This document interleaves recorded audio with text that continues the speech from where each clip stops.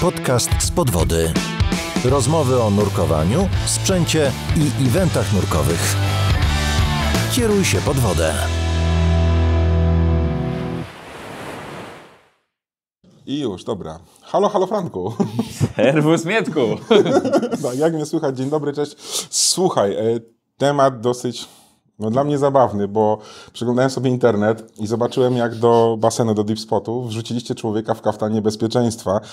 I ja się zacząłem zastanawiać, czy jest dlaczego on był Niemcem. Tak, dlaczego był Niemcem? Czy to jest ten nurek, który złamał procedury i zszedł klepnąć denko na 4-5 i pojawiła się policja w deep spocie? System dyscyplinowania nurków. Ciągle dyskutujemy o rozwiązaniach. No właśnie, to jest moje pytanie.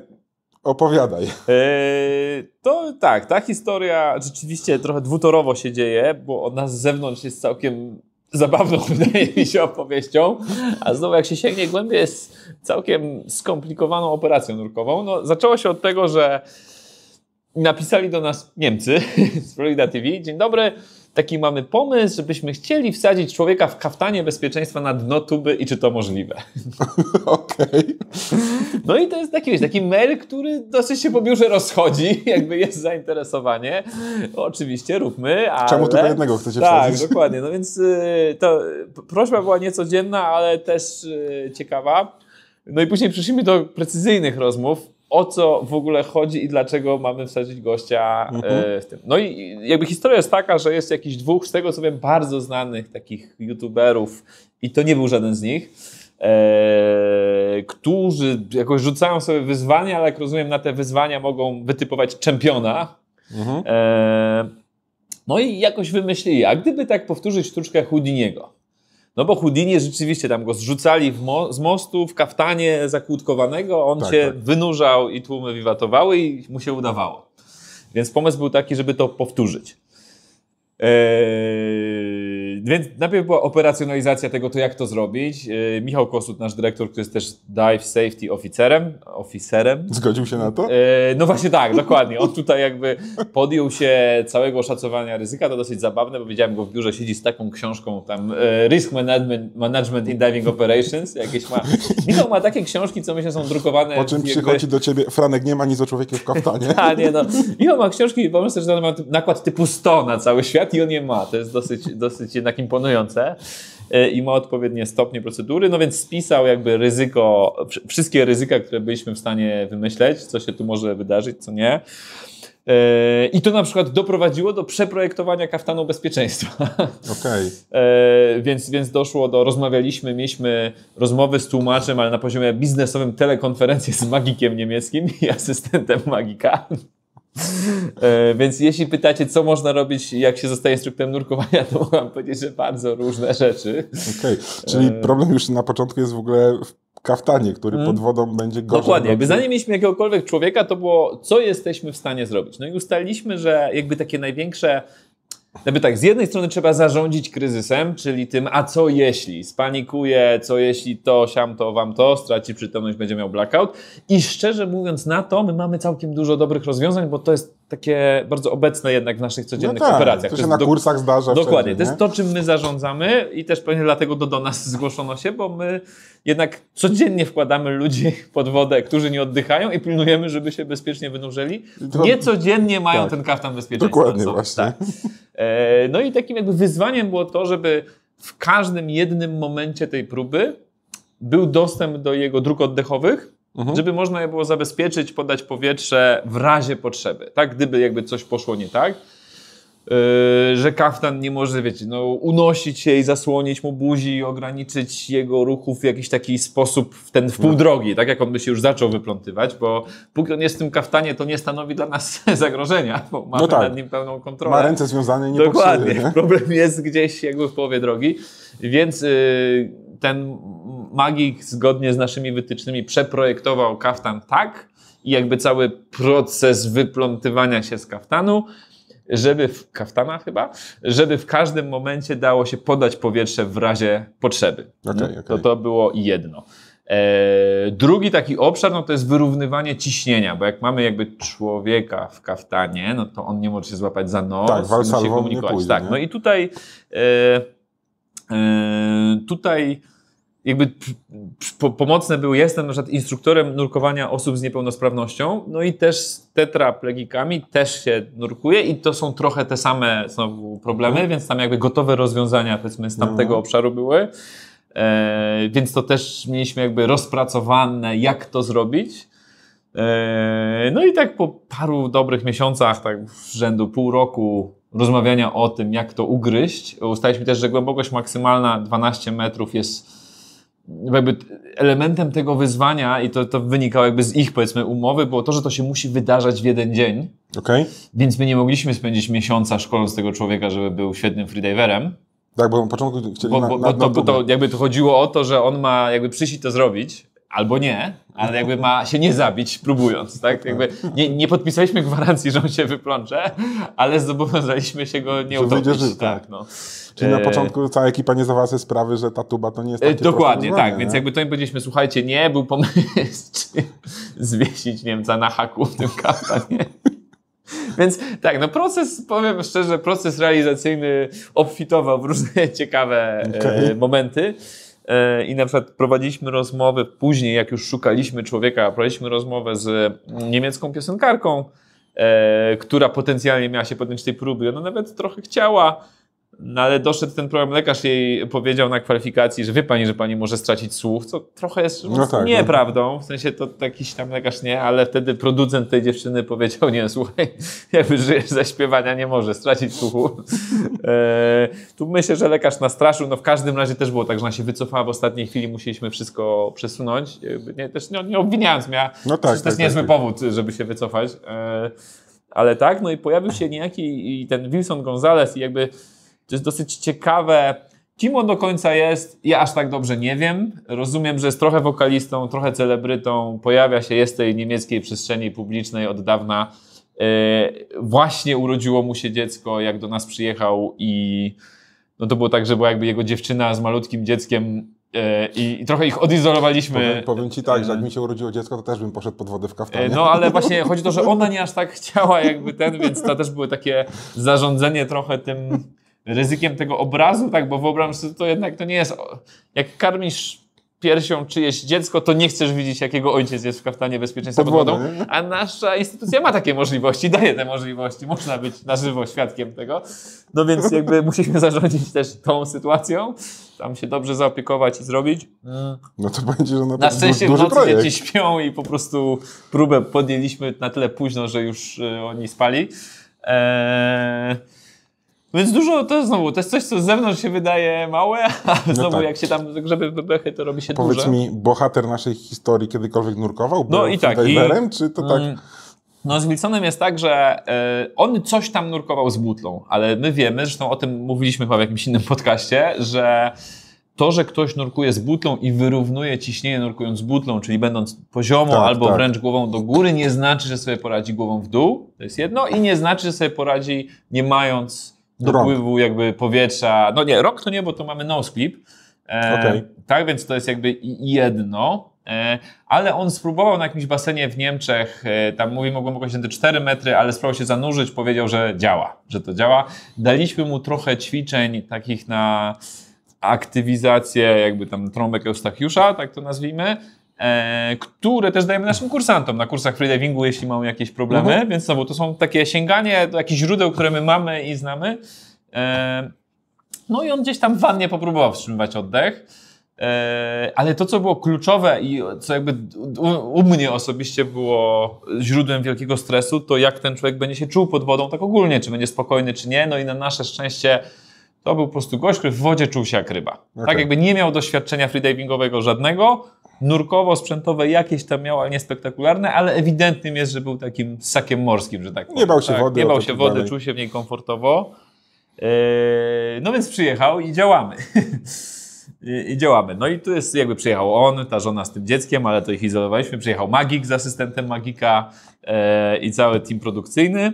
No i my byliśmy jakby podzieleni tak, że tam Tomek Sobul, nasz tutaj szef sprzętowy, ale też przy okazji tam emerytowany strażak, dowódca jednostki strażackiej, był jakby szefem tego przedsięwzięcia od strony takiego zabezpieczenia i jakby obsługi powierzchniowej, tej komunikacji z wodą. Mieliśmy Nitasa, czyli Tomka Nitkę, naszego szefa freedivingu, który był razem ze mną jakby szkolił tego Wilsona z freedivingu, nazwijmy to. No i tam odbyliśmy kilka prób, zanurzeń, to szło dobrze. On wstrzymał oddech na ponad 3,5 minuty. Uczciwie jakby wziął i wstrzymał jakby po tym prowadzeniu, ale no, był naprawdę mocnym freediverem. Jakby to wyszło, to bardzo płynęło z jego spokoju. Czyli ma tu takie predyspozycje po prostu. Tak. No wyszło, się wyciszy. Znaczy on powiedział, że on to też robił właśnie jak już wiedział, że to będzie jego zadanie, to robił. My tam daliśmy, no bo są takie wytyczne do trenowania na sucho też. I to jest tak, że na przykład jak tak do kursu freedivingowego, to pierwszego to w ogóle nie potrzebujesz takich ćwiczeń wykonywać, bo to trochę nie o tym. No ale do jednak próby wyplątania się z kaftanu, to tak to wskazujące. Więc on przyjechał do nas już z umiejętnością wyplątywania się z kaftanu tylko na powierzchni. To ćwiczył z tym magikiem i asystentem magika. Okej. Ale ćwiczyli na sucho. Na sucho, tak? Dokładnie. Pod wodą może być gorzej, też był temat, na przykład, to też jedna z modyfikacji, że my dociążyli, daliśmy wytyczną i tam te takie dolne partie kaftanu zostały dociążone, żeby właśnie nie zasłaniały nam go, jak on będzie to robił, i żebyśmy widzieli, jakby on się jednak dusił. Dusił ponad miarę, nazwijmy to. Okej, no tak. No plus też pewnie, jak normalnie jest na sucho, to wisi, a nie pływa do góry, więc mógłby nie sięgnąć. Tak. Także tam i tak do końca pojawiały się, no ja powiem, że tam serce mi stanęło parę razy, ale to zaraz dojdę. Obiecuję, że jestem blisko końca. Ja wiem, że to miało być krótko. No więc jakby najpierw przećwiczyliśmy to, wyszło, dobra, gość umie to robić, tak? W sensie umie być pod wodą, umie nie oddychać i robić inne rzeczy w tym czasie, jakoś mu idzie. No i wyplątywanie to widać na nagraniu i tam polecam obejrzeć, bo to jest ciekawe nagranie, ale jedna z rzeczy, która się wydarzyła i wydarzała jakby regularnie, nie wiem, czy Houdini miał na to inny patent, jest taka, że jak człowiek się wyplątuje z tego kaftana, no to jedną z czynności, które musi zrobić, nie mając ciągle rąk, jest jakby takie wyczucie pod kaftanem i otwarcie zamka. I jest do tego specjalny klucz. No i ten klucz jest w takim holsterze, takim pochwie, nazwijmy to. Jak on tam jest, no to się go da wyjąć. No i my schodzimy po skoi. Dobra, to jeszcze zanim dojdę do tego tematu klucza. Jak już wyszła godzina próby, to robiliśmy to w taki sposób, że ja w masce pełnotwarzowej jakby go trzymam i kontroluję jego prędkość zanurzania, a on mi pokazuje, tak, mogę się przedmuchać. Nie mogę się przedmuchać do góry. Jakby samą głową to komunikował, ale to też ćwiczyliśmy wcześniej na płytkiej, swobodnie, potem jakby już wyszła ta godzina próby. Jest drugi nurek sprzętowy też w masce pełnotwarzowej, jakby gotowy do podania mu powietrza natychmiast, no bo ja mam obie ręce zajęte trzymaniem go. Tak, więc jakby jest druga osoba, żeby podać powietrze w razie potrzeby. I jest dwóch freediverów, gdyby go trzeba było wyciągnąć szybko, a on nie wziął powietrza to go holują tak jak jakby freedivera z blackoutem. No tak, na zawodach to się dokładnie, dzieje, więc to też, więc tam jakby w sumie 4 osoby zabezpieczały ten proces. No ale ja przez to sprowadzenie jakby byłem najbliżej jego, tak? Mieliśmy wytyczne, gdzie jest kadr, żeby być poza kadrem, ale jednak blisko. No i dojeżdżamy z nim. I ja widzę, ponieważ on na płytkiej wodzie jakby miał te próby, pokazywał w ogóle, co on będzie robił. Jakby nie mógł zrobić całości, to był element tego dealu, ale mógł zrobić jakby elementy tego procesu, tak żeby później poskładać. No i on sięga tam, gdzie ten klucz powinien być i go tam wcale nie ma, bo on wypadł. Ja gdzieś tam w tych próbach mu go wkładałem z powrotem, ja jeszcze na etapie zanurzania, jak widziałem, że padł, ale tutaj tego nie zauważyłem. On wypadł, więc moje tętno już do góry, ale on go sobie wymacał przez to, bo tak, on nic nie widzi, bo nie ma okularków, jakby ma oczy, no może otworzyć, ale nie widać klucza. Ma tego noseclipa na twarzy, żeby móc wyrównywać powietrze, ciśnienie w uszach. No więc sięga po ten klucz i to powiem, no to trwało parę sekund, ale jak te siwe włosy, to nie wiem, czy nie są z tego konkretnie momentu. Ale potem już poszło, to było niesamowite, bo jakby ta sekwencja czynności, które on musi zrobić, żeby się wybrać z kaftana, chyba, jest naprawdę taka, kurde, sporo tam jest. I jako wytrenowany, powiedzmy, freediver, muszę powiedzieć, że wyobrażam sobie, że można się zestresować po drodze, bo tam masz do otwarcia takie rzeczy, no to widać na filmie. No kurde, jest co robić. Nie zrzuca się tego jak t-shirta. A ile to całe trwało od momentu zanurzenia do wyjścia? Nie chcę kłamać, wydaje mi się, że zmieściliśmy się w jakichś 2 minutach. Poszło jakby szybko, tak mówię. Wszystkie poszczególne elementy były wcześniej przećwiczone. To ta próba polega na tym, że to wszystko się musiało wydarzyć naraz, więc trzeba było dosyć sprawnie, ale nie przebijając mu ucha, ściągnąć go na 12 metrów. On tam musiał się wyplątać z tego, co jest trudne i jeszcze wypłynąć na powierzchnię o własnych siłach. No i to jest sporo. No, to jest taki moment, w którym i on, i my się zastanawiamy, co robić, bo jakby widać, że on już się kończy, ale kończy też ten proces i jest pytanie, czy zdąży, czy nie zdąży. Głupio by było się zorientować w pół drogi, że jednak nie zdążył. Więc było bardzo czujnie, było bardzo ale był zaopiekowany super. Próba, no to zdradzę, tak, no próba się udała, on żyje, wszystko tak, zakończone sukcesem. Mnie zastanawia ta jedna rzecz, czy to nie jest tak, czy freediverowi można podać powietrze? Można, tak, to jest jeden z takich... Bo czasem się sprawdza, że nie można, można... Tak, to jest urban legend trochę, na kursie o tym mówimy, ale też nie bardzo dużo, bo to nie jest też tak. W momencie, w którym freediver dostanie powietrze, staje się tak jakby nurkiem sprzętowym. On musi wynurzać się w tempie nurka sprzętowego i oddychać normalnie z butli. Tak, czyli załóżmy, że nie wiem, spotkałem pod wodą freedivera, który się zaplątał w linkę, mogę mu podać powietrza, ale nie mogę go puścić swobodnie do góry, bo wtedy szansa, że on się zabije jest relatywnie wysoka, ale jeśli będzie wynurzał się ze mną w tym samym tempie i cały czas oddychał, no i my to ćwiczyliśmy, my z nim przećwiczyliśmy procedurę, że tak powiem, ewakuacji. Z mniejszej głębokości, ale jakby zrobiliśmy to, żeby on też wiedział, jak pokazać, że jednak już by chciał powietrze i co wtedy. No bo znowu mogło go to zastać w postaci zakaftanionej i jakby dalej trzeba było dać radę. Więc to też testowaliśmy. No i na przykład problem techniczny takiego podania powietrza w wodzie będzie się zazwyczaj sprowadzał do balastu, czyli po prostu taki zespół nurków, tego freedivera pozyskanego w wodzie, tego nurka sprzętowego może wyrzucić w sposób niekontrolowany i to jest potencjał na duży przypał. Tak? Natomiast nie jest prawdą, że nie można, bo umrze. To nie można. To jak nie podasz, to na pewno umrze. No, tak? Dokładnie. Jak nie podasz, to umrze na pewno. Jak podasz, to nie umrze, pod warunkiem, że zastosujesz wszystkie procedury dalej. To na przykład tak samo się tyczy, to powiem, niech już będzie ta wartość edukacyjna. Jeśli freediver by zszedł na dół, nie wiem, to w Chorwacji czy we Włoszech są często jakieś jaskinki, groty, no i zaczerpnął powietrza z jakiejś groty zalanej pod wodą, tak? Czyli tam będzie syfon powietrza. To po pierwsze nie wiadomo, czy to jest powietrze i można się zabić, to taka pierwsza rzecz, którą można, ale załóżmy, że miał szczęście i to rzeczywiście było powietrze, bo to też jest możliwe, na przykład tam, gdzie ludzie nurkują z butlą. Na YouTubie czasem tak widzę właśnie. Więc jest. No więc załóżmy, że tam było ciśnienie 2 atmosfery, bo zanurkował na 10 metrów i tam był ten syfon, no to jak on wziął ten wdech i się wynurzy nie wydychając, to dostanie barotraumy płuc, bo ma sprężone powietrze w płucach. Fizyka, dokładnie. Ale gdyby wynurzył się z nurkami w tempie nurków i oddychał, żyjemy. Wypuszczał bąbelki, bąbelkowo, tak.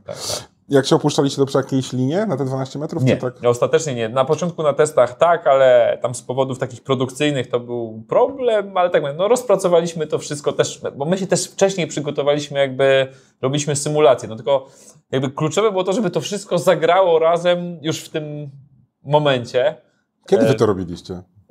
Chyba w sierpniu i w nocy. No właśnie, bo... W ogóle Deep Spot w nocy muszę wam powiedzieć, że tu się dzieją bardzo ciekawe rzeczy. To właśnie słyszę, nie? Tak, bo mamy też produkcje filmowe i na przykład zdarza się, ja spałem jak kręcił się film jakiś, no i mamy taki system komunikacji z teamem pod wodą, po prostu podwodne głośniki i to jest jakbyś słyszał głos Boga nagle.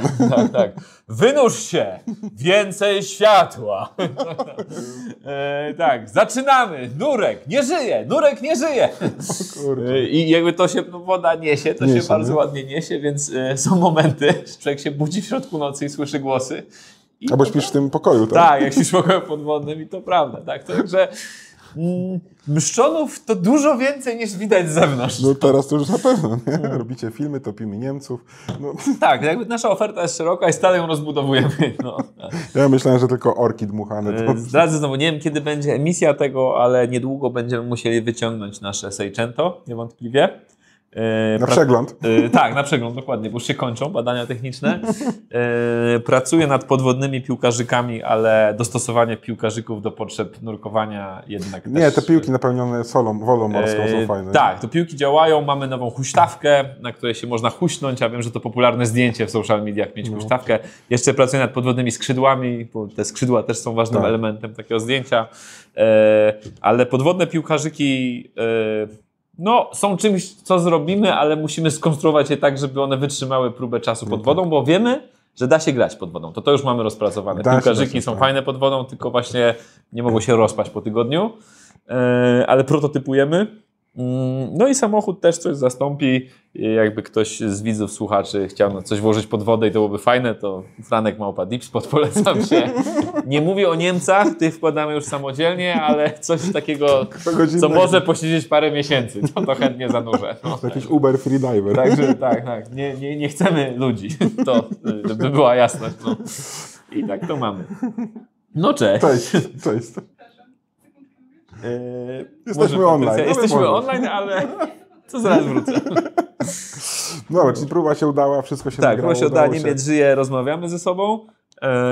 To może teraz następny challenge faktycznie 4-5. Tak, firma chce z nami współpracować. No my tu mieliśmy podwodną sesję, na przykład tą modową na 45 metrach, ale ją wykonywała doświadczona, wytrenowana freediverka. To jest ta różnica, ale są różne takie rzeczy, jak to też to Agata Załęcka pewnie o tym może powiedzieć, bo ona pozowała w takiej sesji troszkę płytszej, ale też takiej, że podwodny tiul na przykład jest wyzwaniem, bo trzeba go dociążyć. No właśnie. Lata wszędzie. Jest jakby szereg takich rzeczy, które wydają się proste, bo jeśli wchodzisz do wody i nic nie działa tak jak powinno, to też już wiem na przykład, że bilard pod wodą nie działa dobrze, a piłkarzyki działają pod wodą. Takie mam know-how. Takie doświadczenie. Tak, plus wiem, że jakby mam jednak dużą obawę, że jakbyśmy mieli bile do bilarda, to by ludzie rzucali do tuby i trafiali innych ludzi w głowę. Wiesz, że to była moja pierwsza myśl. I no właśnie dlatego się tego, myślę, nie podejmiemy, przynajmniej na razie.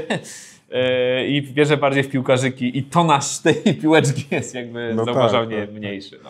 No dobrze, czyli udało się zrobić coś naprawdę szalonego, co mówię, jak ja tylko zobaczyłem w internecie fragmenty gdzieś tam na story, to mówię, nie, to jest niemożliwe. Nie? Jedni topią Marzannę, inni topią Niemca. Tak, no, ale...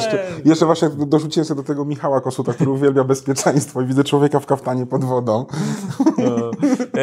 Tak, ostatnio udostępniliśmy nurkowanie w jaskiniach dla freediverów też i to też było po testach i prototypowaniu, to prototypowanie trwa, bo jakby nie sztuką jest kogoś wpuścić, sztuką jest, żeby on wypłynął cały i zdrowy. No jest sam fakt, że mówisz, że to tam z pół roku mailowania, gadania, online spotkań. Uczciwie analiza ryzyka tego przedsięwzięcia, które zrobiliśmy, jest całkiem grubą lekturą. Podejrzewam, że niewiele osób się przyjdzie od początku do końca, no bo trzeba było wziąć pod uwagę strasznie dużo rzeczy, jakby to obstawienie medyczne, karetka, to wszystko. Ale to rozumiem, że karetka też była w razie czego na miejscu. Tak. Jak wszystko... zadzwoniliście znowu na pogotowie, że będziemy topić człowieka w kaftanie? A my mamy takich zaprzyjaźnionych, których już nic nie dziwi. Takie mam poczucie, a nie, rozumiem. No już tak jest, tak. Mamy taką obsługę, która po prostu już doświadczyła tutaj różnych rzeczy i tego się trzymamy. Nie no, jakby myślę, że to warto podkreślić, że ponieważ w naszej firmie ja mam przeszłość pracy w koncernie medialnym i ja jestem trochę bardziej jednak od tego obrazka, od show biznesu, ale po drugiej stronie siedzi Michał Kosut, który jest bardzo poważnym człowiekiem. Macie razem są biurka? Tak, dokładnie. Mam biurka przeciwko siebie i je przerzucamy, a co jeśli, a co gdyby, a czy moglibyśmy, a nie. Więc jakby na moją ułańską fantazję jest jego odpowiedź na poziomie... Dobry balans. Tak. I razem udaje nam się te przedsięwzięcia doprowadzić do bezpiecznego końca. Super. Także właśnie i ta produkcja telewizyjna jest zadowolona i ta matka z dzieckiem też jest zadowolona, że tam dalej, prawda, no wszystko... i sam Magik, który... Tak, wszystko jest... Ma najlepszy wpis w CV, nie? No tak, że mamy know-how, jakbyście kiedyś chcieli wyplątać się z kaftanu bezpieczeństwa, będąc zanurzonymi 12 metrów pod wodę, to dziwo, my wiemy, jak to zrobić. Tak. I to zajmuje około 2 do 2,5 minut. Także jakby mamy te warunki brzegowe. Nowy kurs. Nie? I znamy Magika. Super, dzięki. To bardzo dziękuję. Najciekawszy pomysł, jaki w ogóle słyszałem. Podtrzymaj mi piwo, 2025 dopiero się zaczyna. No właśnie, i trzymam kciuki, żeby tak było, nie? Dzięki bardzo. Dzięki. Na razie. Cześć. Dziękujemy za wysłuchanie odcinka. Każde odtworzenie, każde udostępnienie, polubienie czy komentarz to dla nas bardzo cenne wsparcie. A jeśli podoba Ci się nasza twórczość, możesz wesprzeć nas w serwisie Patronite. Mamy nadzieję, że zechcesz przyłączyć się do współtworzenia Spod Wody i dorzucić swoją cegiełkę do tego projektu.